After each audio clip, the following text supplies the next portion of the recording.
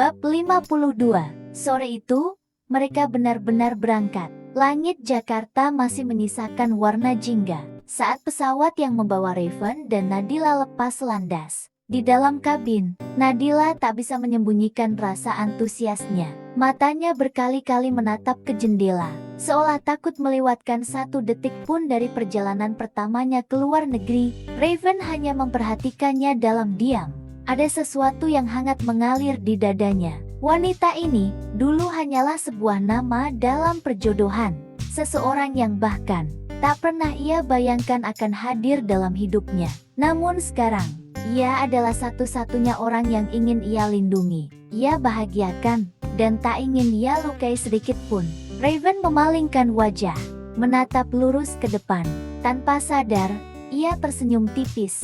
Paris menyambut mereka dengan udara dingin dan lampu-lampu kota yang memikat. Begitu keluar dari bandara, Nadila seperti anak kecil yang menemukan dunia baru. Matanya berbinar, langkahnya ringan. Ia menggenggam erat lengan Raven tanpa sadar. Indah sekali. Suara itu lirih, tapi cukup membuat Raven menoleh. Ia tidak menjawab, namun genggaman tangannya menguat. Hari-hari mereka di Paris terasa seperti dunia yang berbeda. Tak ada Wanda, tak ada keluarga Darmawan, tak ada masalah perusahaan, hanya Raven dan Nadila. Mereka berjalan di sepanjang jalanan kota, menikmati kafe-kafe kecil, membeli barang-barang sederhana yang bagi Nadila terasa begitu berharga. Raven membiarkannya, bahkan tanpa sadar.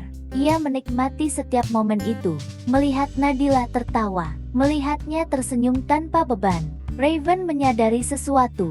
Ia tidak hanya menginginkan Nadila di sisinya, ia ingin melihat wanita itu bahagia seperti ini selamanya. Namun di balik semua itu, Raven tidak pernah benar-benar melepaskan kendali. Setiap malam, saat Nadila tertidur dalam pelukannya, Raven akan bangun perlahan, memeriksa ponselnya, membaca laporan demi laporan, dan malam itu, pesan yang masuk membuat matanya langsung menggelap. "Tuan, kami menemukan sesuatu." Raven membaca dengan tenang.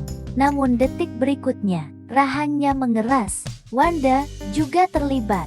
Bukan hanya tahu, tapi bekerja sama dengan Sandy. Mereka merencanakan semuanya. Mengawasi Nadila, mengirim pesan, membuat kekacauan, dan tujuan akhirnya, merebut Nadila dari tangannya. Raven tertawa pelan. Namun tawa itu dingin. Jadi, mereka pikir mereka bisa melawanku. Tanpa ragu, ia membalas pesan itu. "Kumpulkan semua bukti, jangan ada yang terlewat." Ia berhenti sejenak. "Hubungi pengacaraku, urus semuanya." Nada suaranya dalam. "Aku ingin mereka membayar semuanya. Bukan hanya Sandy, Wanda juga, dan kali ini, tidak ada yang bisa menyelamatkan mereka."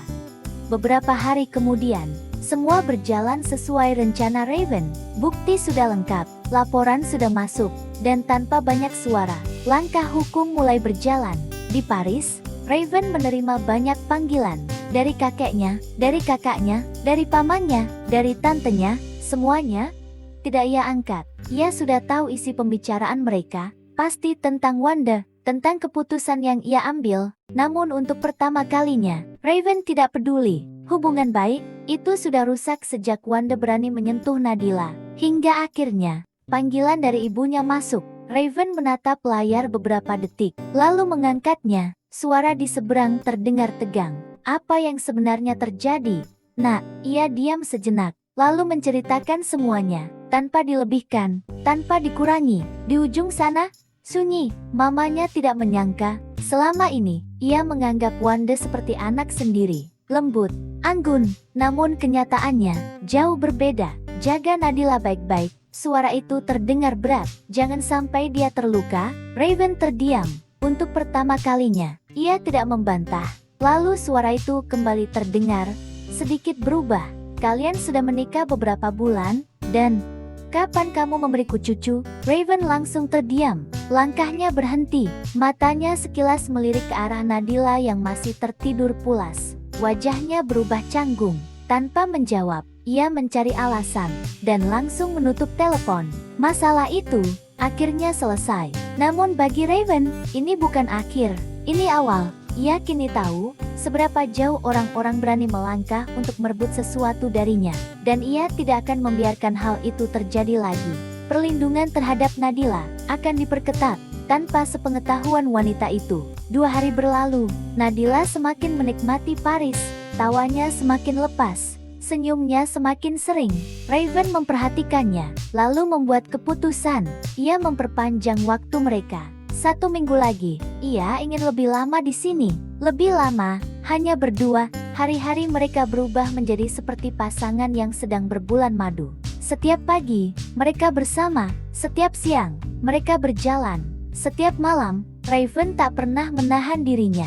Ia semakin candu pada Nadila, pada kehadiran wanita itu, pada setiap sentuhan, setiap napas yang terasa begitu dekat. Dan Nadila hanya bisa pasrah dalam pelukannya, larut, tanpa perlawanan. Namun, di balik semua kebahagiaan itu, seseorang di tempat lain tersenyum, melihat laporan yang baru saja ia terima. Jadi, mereka sekarang di Paris. Rahangnya mengeras, gelas di tangannya terlempar dan pecah. Lalu bersuara, suara itu lirih, sangat lirih. Permainan ini belum selesai, Raven, dan kali ini, aku yang akan menentukan akhirnya. Bersambung.